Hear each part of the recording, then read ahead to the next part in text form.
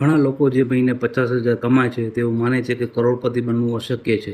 પણ જો હું તમને એક સરળ એસઆઈપી સ્ટ્રેટેજી બતાવું જેનાથી તમે 2 કરોડથી વધુનું કોર્પસ બનાવી શકો છો, તો હવે માની લો કે તમારી ઉંમર 25 વર્ષ છે, આવક તમારી દર મહિને 50,000 છે.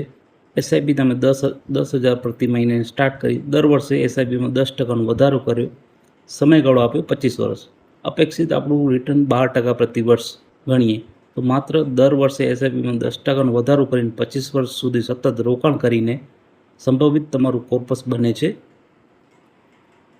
3,93,55,018 રૂપિયા. આ નસીબના કારણે નથી, આ કોઈ ખાસ શેર પસંદ કરવાના કારણે પણ નથી. આ છે કન્સિસ્ટન્સી પ્લસ કમ્પાઉન્ડિંગ પ્લસ ટાઈમની શક્તિ. એમાં તમે જોઈ શકો છો, આપણે ટેબલ પણ તમને બતાવી દઉં. હવે આ તમારું યરલી જે તમે રોકાણ કરો છો એના પ્રમાણે તમારું રિટર્ન, જેમ જેમ તમારો ટાઈમ વધારે હશે ઇન્વેસ્ટમેન્ટમાં એમ તમારું રિટર્ન વધશે.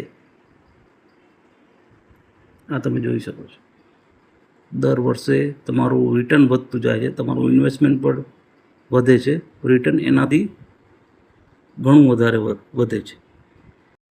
ઘણા લોકો રોકાણ શરૂ કરવા માટે પરફેક્ટ સમયની રાહ જુએ છે, પરંતુ સંપત્તિ તેવું બનાવે છે જે વહેલા શરૂ કરે છે અને સતત રોકાણ કરે છે.